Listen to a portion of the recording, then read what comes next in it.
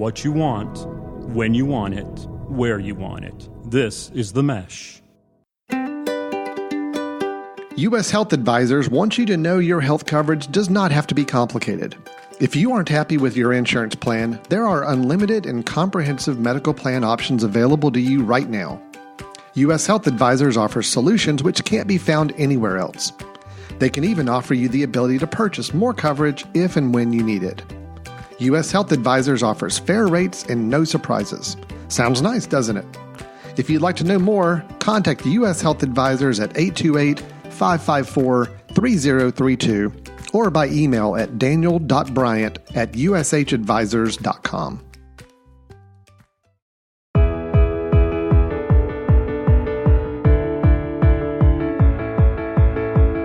Hello, everyone, and welcome to the FOREcast. I'm your host, Allen Burton, Director of Instruction for the Allen Burton Golf Academy at the beautiful Lake Hickory Country Club in Hickory, North Carolina. We are on the Mesh Podcast Network with our show. Please reach out. Let us know what you think about the show and also listen to some of the other great shows that the Mesh Podcast has available. It's a great opportunity to advertise and get your business out there, and very inexpensively. If you're interested in information about advertising here, send us an email at info@themesh.tv or go to themesh.tv/advertise for more information. Follow us on all the typical podcast platforms: Stitcher, Spotify, iHeartRadio, and many others. Of course, we're joined every show by one of my guests, and certainly today, one of my favorite people on the planet. I got a gentleman who is, I think, one of the brightest minds in our industry as a golf instructor. He's very well-rounded as an individual, too, and certainly one of the guys you like to sit and chat with for a long time. I'm very excited to have him with me today. Sean Kennedy, welcome to the show, man. Allen, pleasure to be on the show with you. Thanks for having me. It's a real honor. Well, it's my honor, my friend. I tell you, I've been very fortunate to meet some folks in the industry, and you set the bar very high for our industry, my friend. You are a gentleman. You're a very intelligent guy, and just incredibly skilled at what you do. Now, you are the Director of Instruction for the Cliff Properties. You have a very large role up there with keeping the golf instruction top-notch at all of those properties. Tell us a little bit more about what you're doing up there, and let's get into a great conversation today, my friend. All right. I'm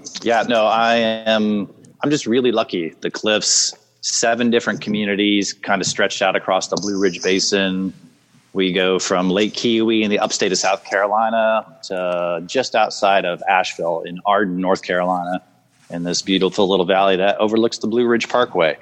And that course is called Walnut Cove. Glassy was the original one, constructed back in 1993. It sits on top of a little mountain designed by Tom Jackson, who still lives in Greenville, South Carolina. The second one was the Valley course, and it opened in 1996. And it was designed by Ben Wright. I'll say it was kind of the antithesis of Glassy. Have you played both these courses? Are you familiar with them? I have not played any of the properties up there. I've been up there, as you know. I was invited to come, but I'm not a bad friend been able to for play. Never inviting you. Well, no, it's just we're both busy. We're both busy. I understand. And then on down the road, the first course at the lake was built, Kiwi Vineyards. And it just has a collection of holes that are, it's just unbelievable. You walk on the, it's not Pebble Beach or anything, but there's some awe-inspiring beauty along the lakefront with the mountains, the Western North Carolina mountains in the background, overlooking Lake Kiwi. It's amazing. And there's 2 other courses at the lake, Kiwi Springs and Kiwi Falls. Falls is another Nicklaus course. And the Springs is another Fazio course. Wow. And then after that, the next one on the map, or the final one, is the Cliffs at Mountain Park. And that's the facility that I kind of you get to walk through the cabin. I was sitting on the back porch earlier, and it was designed by Gary Player, and it's really unique. It sits on this floodplain, and they did a wonderful job of shaping a very links-looking terrain. We have zoysia grass on top of that shaping that they did, so it can play firm and fast when the conditions are appropriate. And the greens are large, subtly sloped. It's a unique experience for golf in the upstate of South Carolina for sure. So yeah, I'm lucky, and I get to work with 7 great head professionals, and I also get to work with their assistants. So I have a lot of staff I get to train, which is fun. Yeah, absolutely. Sounds like a big slice of heaven up there, my friend, in the mountains of North Carolina and South Carolina where you are. And they couldn't have selected a better guy to kind of run things up there for their instruction program. I know you are a consummate pro at teaching, but also, you and I are like-minded in that we constantly stay on the course of learning. You and I have been together many times at different learning functions, seminars, and always open ear and open mind to learn. And I've been very fortunate to be around you and learn from you. And why don't you share for our listeners some of the things that you do with your golfers up there? I know you're very capable of identifying players' movement abilities and helping them with their movements. I know that's one of your areas of expertise. Share with us, if you will, what you might run through in a typical lesson to help one of your golfers with their movement. Yeah, absolutely. So a majority of my clientele, they're seeking retirement or, may already be retired. And, we teach a game of movement, and sometimes our bodies over the course of our careers, sitting in chairs and hunching over computers and looking at our devices, maybe have immobilized some of our joints, or maybe our muscles had atrophied a little bit in those areas and they can't move those joints around as well as they used to. So, I'm not TPI certified. I went through this program through the Gray Institute, Dr. Gary Gray and Dave Tiberio. It's similar, same-ish kind of stuff. They help you kind of identify where a player's strengths and weaknesses are with their motion and stability. Sure. In the Gray Institute, the most stability was kind of like the catchphrase that they gave us. So, I try to screen everybody. I designed a little dynamic warm-up that kind of is my screening instrument. So I'm, faking them out. I'm telling, no, I'm just warming you up for our lesson. This is really all I'm doing, but it's actually my little physical screen. It's very smart. And I think with not just the senior adults and so forth that you deal with, but it's happening more and more even in the younger ages, the way the body is kind of stifled throughout the day for a lot of folks. As you mentioned, we're sitting at a desk. You and I are sitting down right now, and looking at a screen. And sitting's the worst. Yeah. It just makes it difficult for folks to get up and move, and they want to perform like a tour player. They see the guys out there on television moving their bodies and making these incredible golf swings, and they want to do that. So it's difficult, isn't it, to get those players that don't move at all for 40 hours a week. That's when I pull out my Allen Burton wisdom, and I talk about the gap that you so eloquently defined. Yeah, it's that frustration gap, isn't it? You get the expectations right. But you're able to do it, man. You're able to get your players moving, and I see your videos on social media with your players that you're helping, and it's fascinating to watch. And I tell you, our listeners need to understand this is a time of year where a lot of those movement patterns can be improved going into the winter months. They might not get to play. Tell us what we could be doing indoors that might help us as golfers to get those things moving and improve those movement patterns. And that's such a great point. I tell all my players, to the newest one to the highest skilled ones, that if you really want to change a movement pattern that you're making, I actually would rather have them do it in the gym. We can design, or I can use, we have a really talented physio here. His name's Vance Farino. So Vance and I work a lot together, especially when we have the more serious client who's like they've really taken an interest to their improvement, and they're just kind of all about the process and want to do whatever they can. Right. Our favorite kind of students, right, Alan? Absolutely. So usually I usually turn it over to him, the expert. But yeah, I mean, you made such a great point. There's no doubt about it. If you want to change your pattern, the best place to do it is in the gym.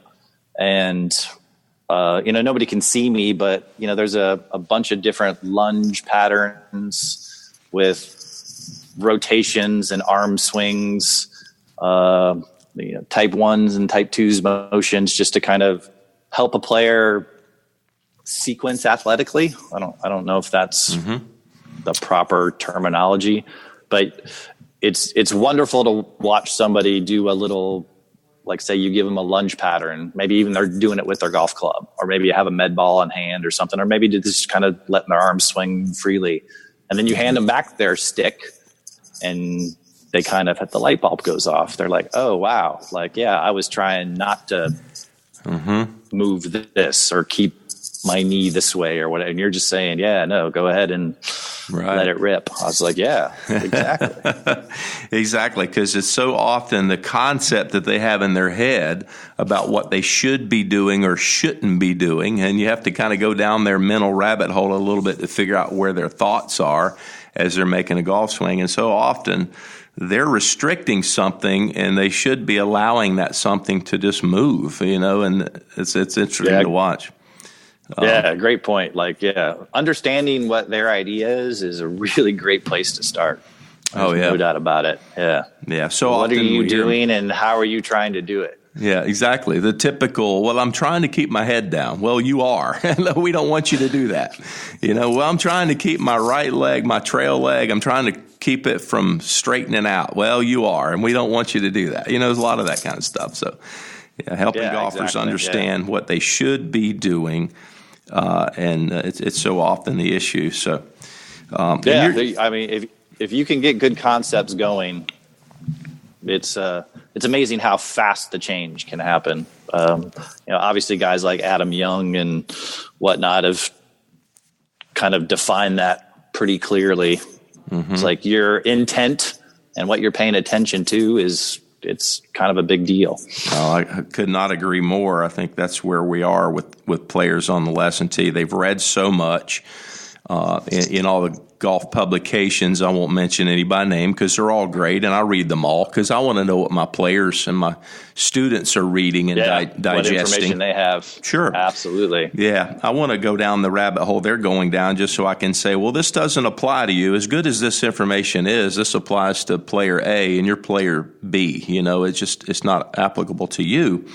And so you got to digest that information for them and understand what they're consuming. And oftentimes they're just eating everything. They're taking every pill, laying out on the medicine counter, and it's not going to help them. So that's what I see. Well, and that pill culture, right? Is like, well, I have this ache and pain. Well, you could do this and kind of get rid of that ache and pain for like a long term. Yeah, it's going to be a pain in the ass, and it's going to take some effort, and you're going to have to kind of pay attention to what you're doing. Or you can take a pill for it and just kind of continue on. Well, exactly, and just kind of mask it for the moment, so to speak, with a couple of pills, and we'd like to correct it. Right. We're talking about golf swings, but I mean, you'd think culturally where we're kind of working towards, when I watch TV, there's a lot of commercials for drugs. Right. Lots of side effects along with all those drugs, too. And you started seeing it in our culture with the drugstores popping up on 3 of the 4 corners of every intersection. You're like, wait a minute, something's going on here. There's a lot of those around. And, certainly there are things where medicine can help. And I take a few pills myself, but I'm trying my best to get off of all the pills and do the right things physically to help limit that for sure, as we should with our golfers. We want to give them more than a pill. We want to give them a cure if we can.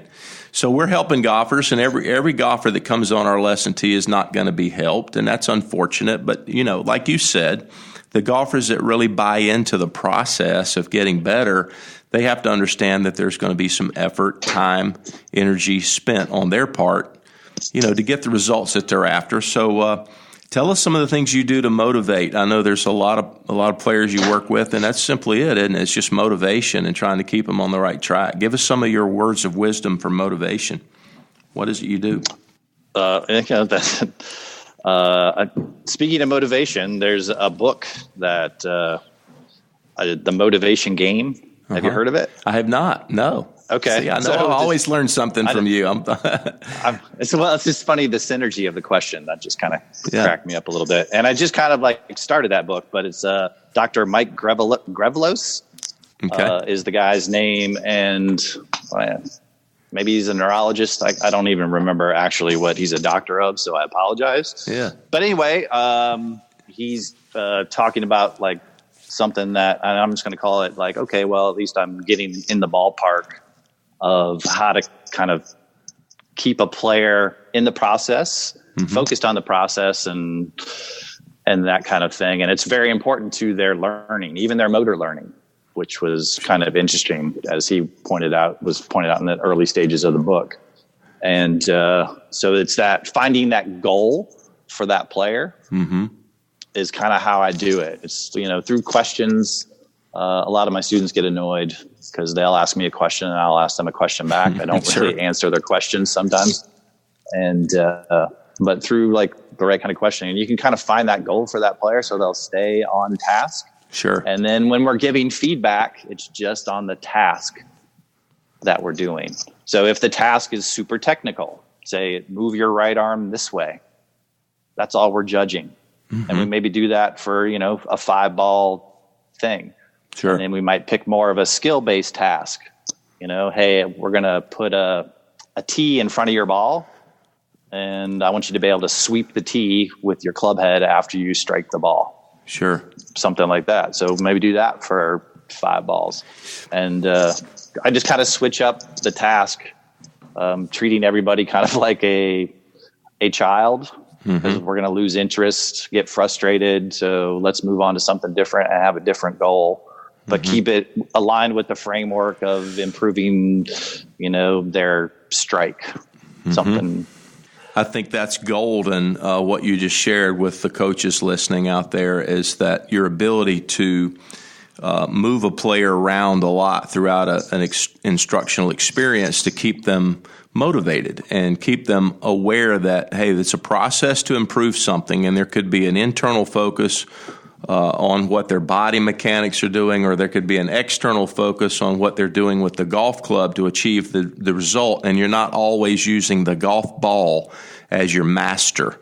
I think that was a phrase I took from something I read a while back, and certainly where you're not just using the golf ball's flight as a way to judge whether you executed your task correctly or not. Yes. Does that make sense? Exactly. Yeah. Right. And that's kind of the way I like to organize my work. There's I think Andrew Rice said it a long time ago. There's some technique. There's some skill, and then there's just, okay, well, kind of wind everything up. Just like, hey, look, we're going to hit golf shots. It doesn't even matter the skill set of the player. Right. I use Tony Regario. He's got his Poor Man TrackMan. My setup's very similar. I use a rope and a stick, and so the reference to target line's always there for the player. And we're going to start a shot to the right of the stick, start a shot to the left of the stick. Right.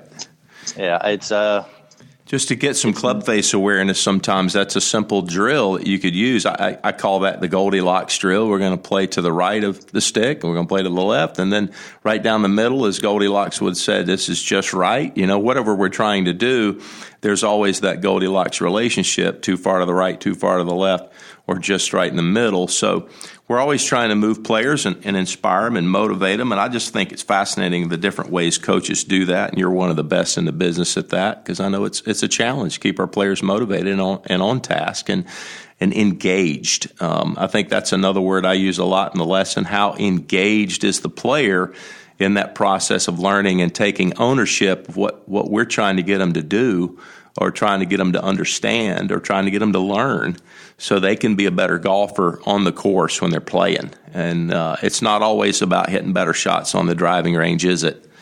Well, it depends on where you are with that. Obviously with that particular student. But like you were saying, that engagement or the quality, right, of the mindset, if you will, it's it's just a big deal. What your actual intent is, how you're paying attention to it, and then what kind of feedback you're getting on what you were trying to do. The feedback picture, the feedback loop is something that I definitely can improve on.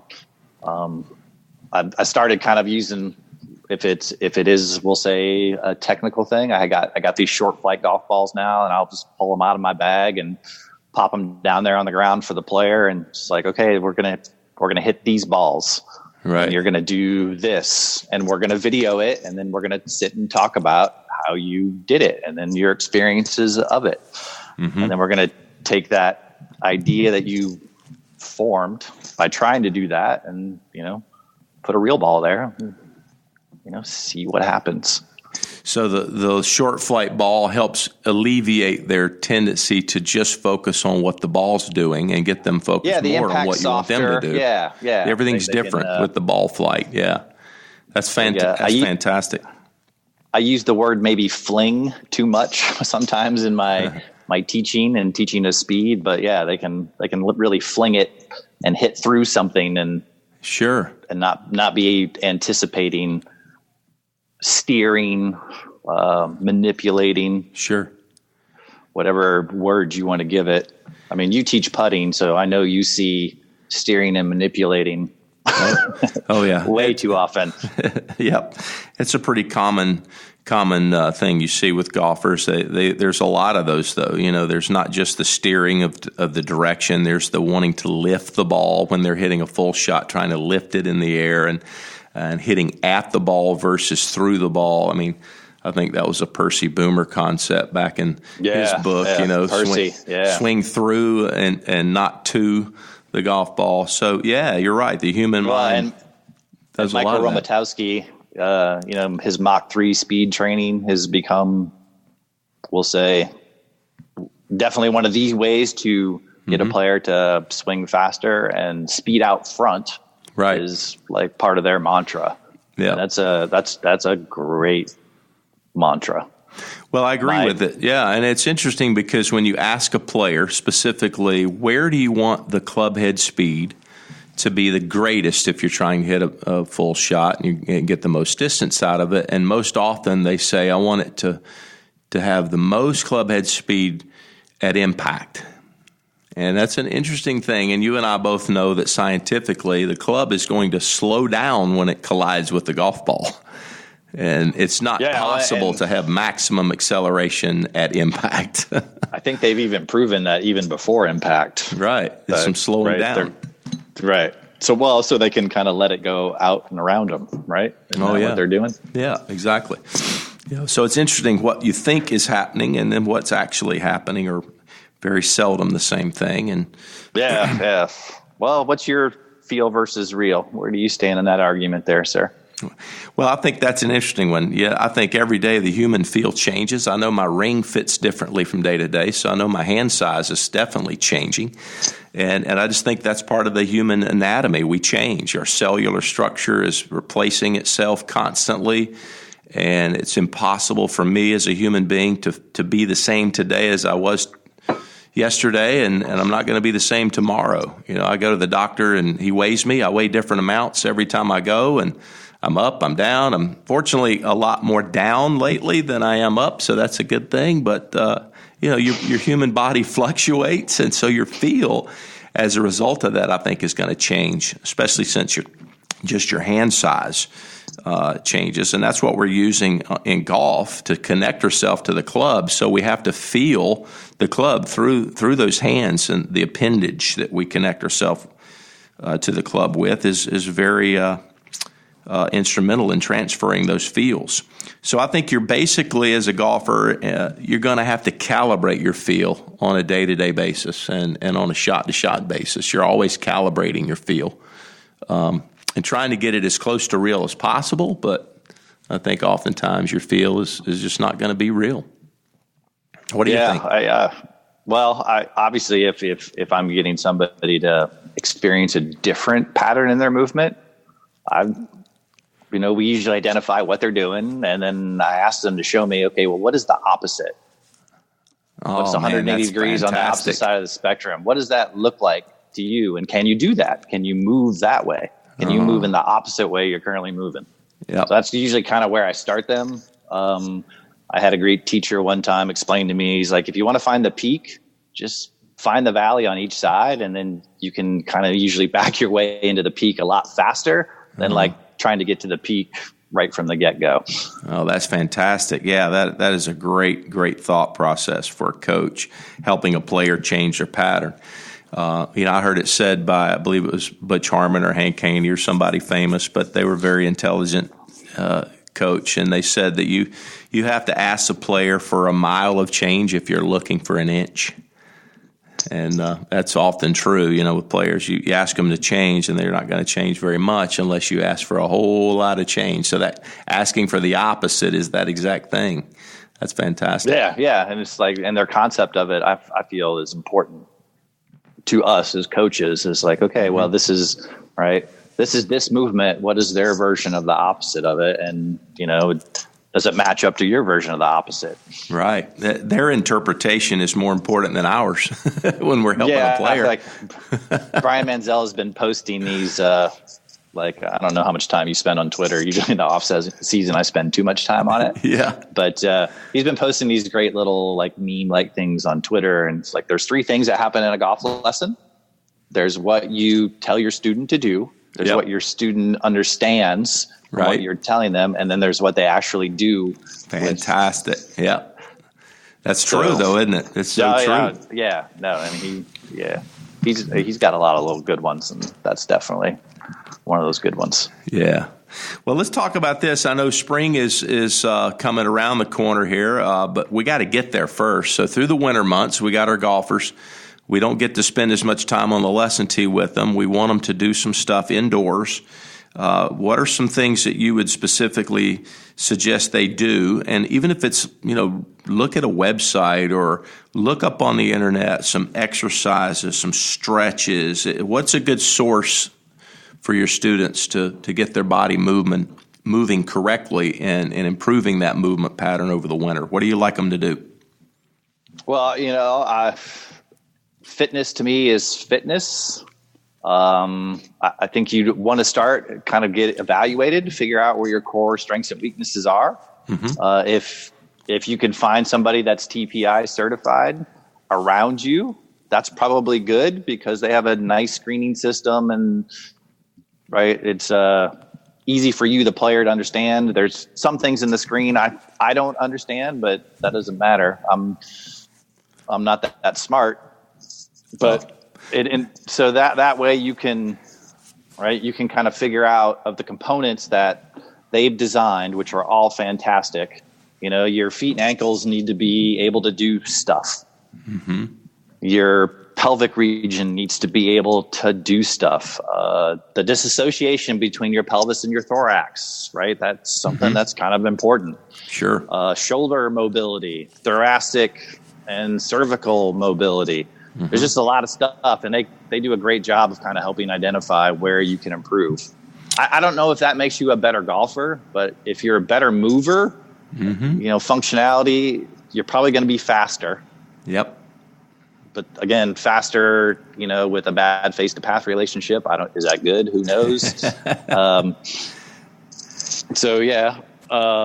then, if you're working with your swing coach and you have the luxury of an indoor place to work on something, find that one thing. But I would find somebody who's capable of helping evaluate where you currently are in your functional movement ability and let them help you just be more functional.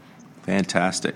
Yeah, I think that's a really good advice. As you mentioned, fitness is fitness. And if they're doing something in the fitness category, they're going to see some improvement in their physical ability. It's not going to hurt their golf. It's going to only help. And like you said, speed with an improper face-to-path relationship is not going to necessarily help them unless they like looking for golf balls. But you have to understand that body movements are going to really certainly improve things when it comes to swinging a golf club and being more consistent. As you mentioned, having speed, being stable, and playing without injury is a big deal. Yeah, that's a big injury deal. Avoidance is probably that's the biggest thing that I'm with my clientele here. Yeah, that I'm working on. Tommy Tolles, he told me, he's like, kind of when I started working with Vance, the travel and stuff, like I'm not as fatigued and worn out. There you go. I mean, like you said, he's like, I don't know if I play better golf because of it, but this being healthier, being more mobile, stronger, more stable is just, helped him with the travel stress and everything. Well, I think our seniors that are out there playing, they probably, for the most part, when they get to hole 13 or 14, they're fatigued. They don't realize it, but they're fatigued, and they're probably dehydrated, and they're probably not nourishing themselves properly throughout the round. And so much of these things are not related to their golf swing. It's just their physical ability and their mental ability to stay focused and execute through a round of golf. So these are big things, and they're, your swing is okay. It could improve, but are you drinking enough water? Are you snacking on the right things? How did you sleep the night before? Sure. Right? Yeah, checking a few of the boxes that they've never considered that are having an impact on their performance when they go play an 18-hole round of golf. Those are somewhat controllable. Those are fantastic points. Yeah. For sure. And that kind of, circles back to what we were talking about for the motivation bit. And you were talking about the engagement bit. Mm-hmm.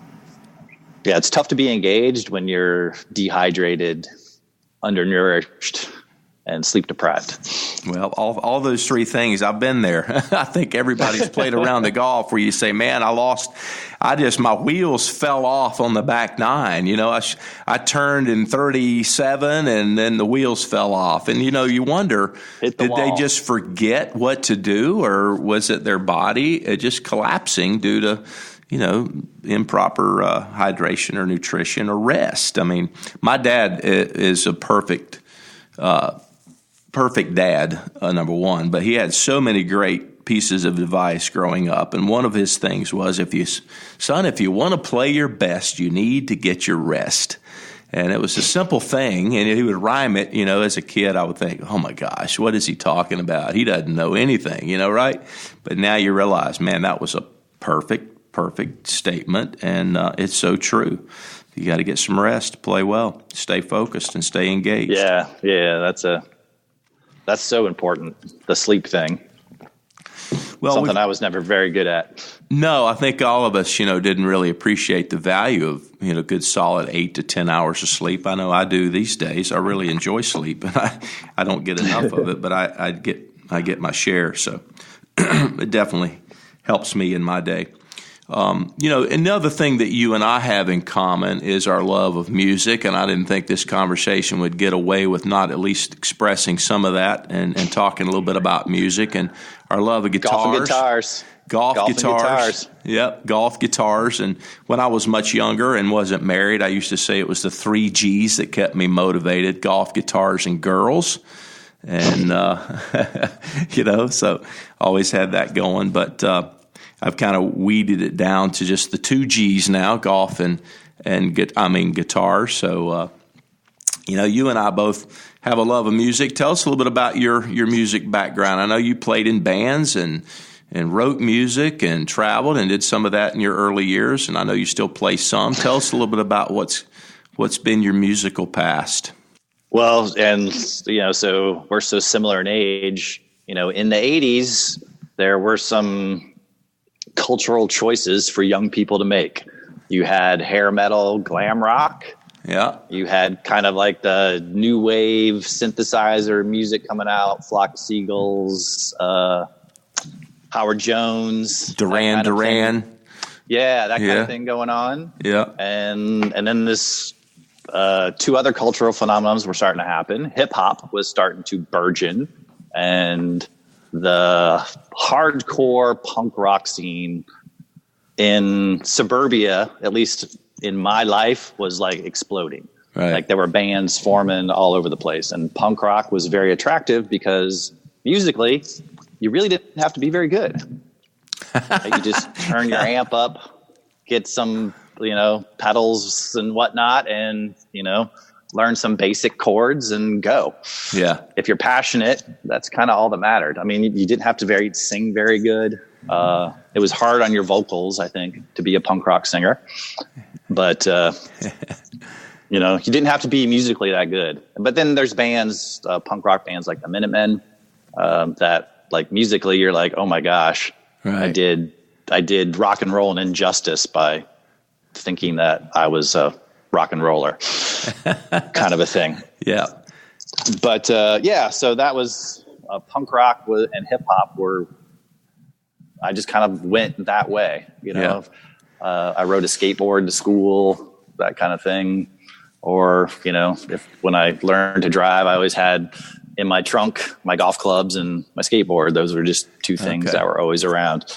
And that part of the 80s culture, being a suburban white kid, and not being like really good at football or what other sports attracted girls, the 3 Gs. Right. But playing in a band was something that had kind of like a kitsch. You're like, oh yeah, that guy, he plays in that band. I went to college on a golf scholarship in Charleston, College of Charleston, go Cougars. Yay.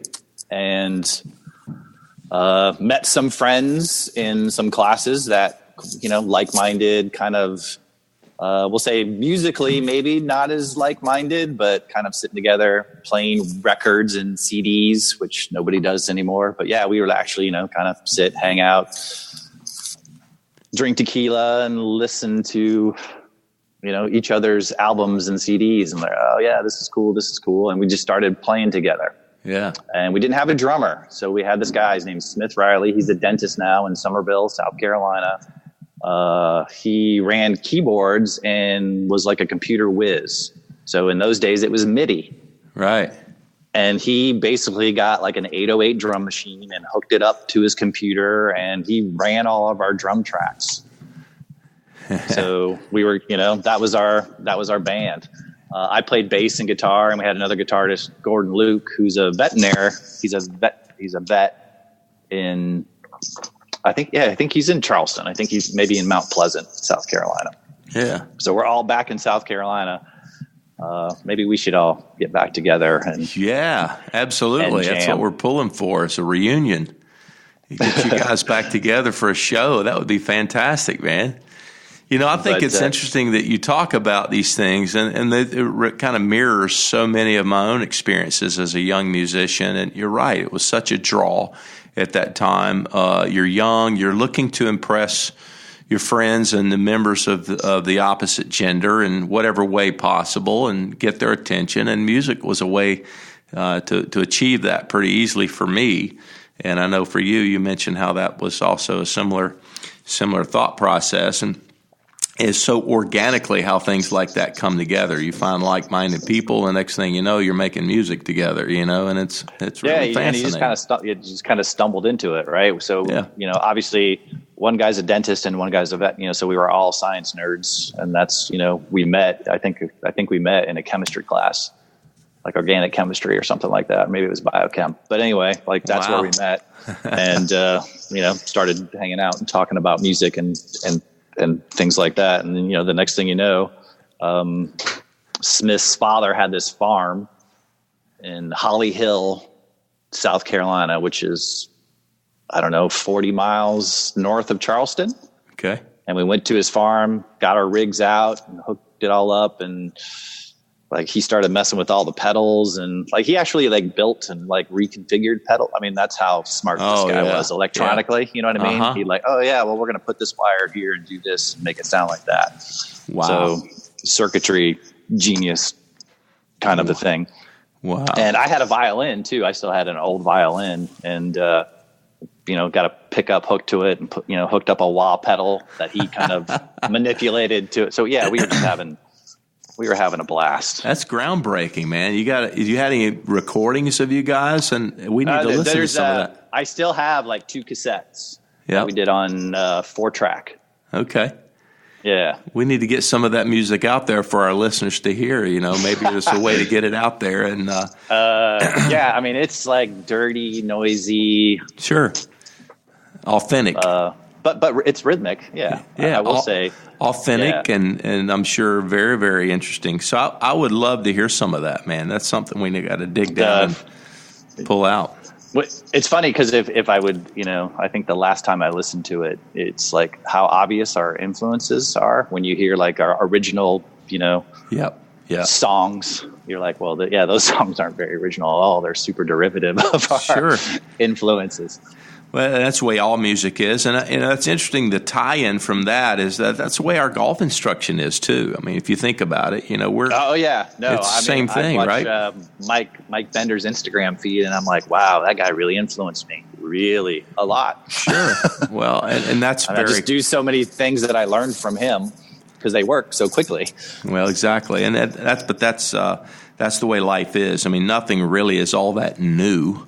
It's very difficult to invent something, and it's so much easier to take something that's been proven and apply it and apply it in your own creative way. And that's what really good golf instructors do, and that's what really good musicians do. And that's why I think we have that common ground between those two interests that we have, music and golf, So. Yeah, well, it was, when we were hanging out at Coach Camp, what was that? Couple years ago, and you had one of your axes with you. That was awesome. Yeah, bringing a guitar with me was kind of a new thing for me, to take a guitar on a golf trip. But I've gotten to where I like to have a guitar around, and that was awesome. I just got back into playing, noodling on the guitar. I mean, that's it's a fun time for guys like us. It is. That's a fun time. And what would be, and I guess this brings me to a question of what would be your ideal getaway? What does Sean Kennedy like to do when he gets a little time off, and what's your ideal getaway? Describe that for our listeners. Well, I mean, I would say, who am I getting away with? Am I just getting away by myself, or am I going with my significant other and we're traveling together? Or that's up to you. Are we taking the dogs with us? What are we doing? There's a lot of opportunities there. I mean, I still like to play tournament golf. Yeah, so that's a nice getaway for me to go test my game and see if it's any good. I like to do that, and it's nice too because I can take clients and do pro-am stuff. So I get the chance to compete a little bit, and I can kind of watch them in a competitive nature too, and that's a huge benefit. So I'm kind of two birds with one stone. Yeah. Obviously, music. Going to like, we did this like Dinosaur Jr. cruise. So these bands from a certain era, they kind of it was Dinosaur Jr., Sebadoh. A couple others, but it was great. A bunch of white, pasty, middle-aged people on this cruise ship. It was hilarious. I mean, it's just like, I definitely have a type, and I was like, surrounded by 300 of them. So it was kind of funny. Yeah. Well, listen, for our listeners, I want to make one point. You mentioned going out and playing competitively, and you like to see if your game still holds up. Well, I'm going to go ahead and let the listeners know your game holds up. I've seen it in person firsthand. I got to witness your game, and maybe not for 18 holes, but I did see you hit a couple of really impressive shots. We were in Florida. We were playing at TPC Sawgrass. That's right. We were watching Will McGirt. Brett Dog, our friend Kevin Brett. We can't go without mentioning. Carolina. You got to shout that. Yeah, in South Carolina, number 7 teacher. Number 7 teacher in South Carolina. He made the claim not more than a month ago that he was like number 50 in Spartanburg County. Right. But now he's number 7 in South Carolina. Way to go, Brett Dog. Congratulations to our good friend Kevin for making the list. I knew he couldn't keep his talent secret for very long. It'll get out there. He tries hard, doesn't he? He does try hard. Tries hard. Super hard. Back to my point, you hit a shot on 17, the famed par 3 at TPC Sawgrass, the Island Green. We get up there, and it's just about dark. We get to play that hole right before coming in, and you take a borrowed golf club and somebody else's golf ball. You haven't hit a shot all day, and you hit the green from about 153 at the back tee location there. I was like, Oh, man has some game. And then we go to 18, and you stripe a driver and an iron up on the green almost at sunset, again with borrowed golf clubs into the wind. I was like, the man has game. So listen, there's no question about it, Mr. Humble. You have game. So, well, I'm going to find out next week. I get to go to the glorious Stream Song Resort with 4 of my clients for a nice little Pro-Am event put on by Pro-Am Events. Well, there you go. So there's your perfect getaway. You get to go play some golf with your clients and test your game. Yeah. I mean, that's fun for me, but my wife, she doesn't like to go on those kind of trips, and I don't blame her. So yeah, we find things that we like to do together. That's good. And so those are other perfect getaways, and that's like no golf. Right. She's not a golfer. I mean, she could be, she can move the ball forward pretty easily. She's definitely a perfectionist, and I don't think being a perfectionist in golf is a great long-term marriage. Yeah, it's tough on a perfectionist. Yeah, but she does some amazing work. I think you guys are very pro animal. Don't you do a lot of cat and dog work? Big into animal rescue, and she's just big on education for a lot of stuff. So like we can get a little preachy at times, especially like if we like her new thing is kind of the health and beauty industry in the United States is interesting. Mm-hmm. Like say you're looking at lotion and it has the word fragrance on it. Right. Well, under that word, right, it's mysterious. So it's like a trade secret. So they don't really have to list the ingredients. Right. So there could be like a lot of maybe chemical compounds and molecules that aren't necessarily the best for you to be rubbing on your skin. Sure.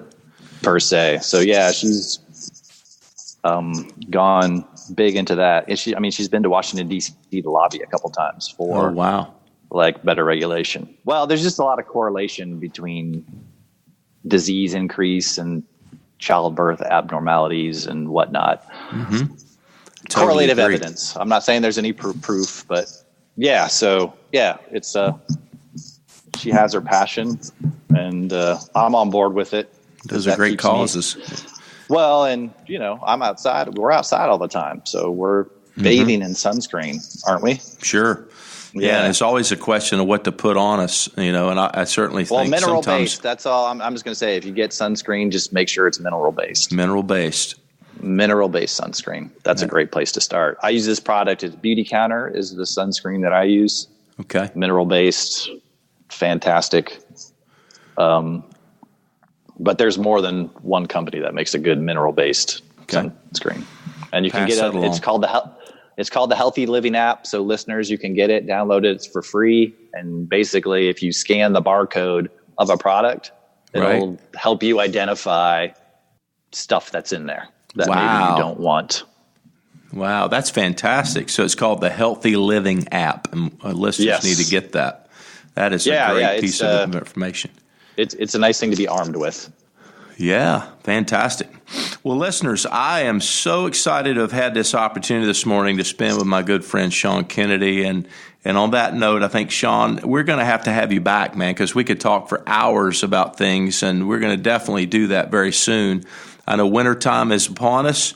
I'm going to recommend that you get in touch with Sean Kennedy, listeners, and find out more about this incredibly talented, gifted, humble coach, and see if there's ways to get up a conversation going with him. I know you're on the social media a lot, so reach out to him. Sean, tell us about all your social media contacts so the listeners can find you. So I'm old, so Twitter's still my favorite social media platform. Trying to be eloquent and entertaining in 140 characters is a fun challenge. Sure. Shawnee Pure PGA. SHAWNEEPURE PGA. And then on Instagram, where I don't post very much, it's Shawnee Pure. Fantastic. Well, there you have it, folks. My man Sean Kennedy coming to us live this morning. I really thank you for your time, my friend. I look forward to the next time you and I get to spend a little quality time together. And yeah, AB, it's always fun to talk to you. More fun to be hanging out with you in person and, driving up and down Interstate 95. And are you doing that again in January? Well, I haven't made my mind up yet for sure. Right. I know I usually do. This may be one of the first years in a long time that I don't go to the show. It's just a lot going on, and going to see if I can maybe save $1 and stay here and coach some golfers. But we'll see.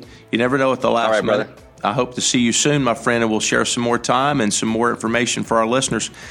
Thanks so much for having me on. I look forward to so read that book, right? Yep. The Motivation Game, and then we'll next time we chat, we'll talk about it. Sounds good, buddy. Look forward to it. If I don't see you before, have a merry holiday and a happy Christmas, and we'll see you soon, my friend. All right. Cheers, AB. Thanks. All right, cheers. Bye-bye. That's our friend Sean Kennedy. Listeners, I know everybody needs to get in touch with him and learn more about how to move your body better and how to play the game of golf better and just enjoy life. He is a fascinating dude and worth spending time with. That's our show for today. Again, I'm your host, Allen Burton from The Forecast. Thanks again, listeners. Find us on the Mesh Podcast Network. And until next time, keep your ball in the fairway and make lots of birdies. We'll talk soon. Bye-bye.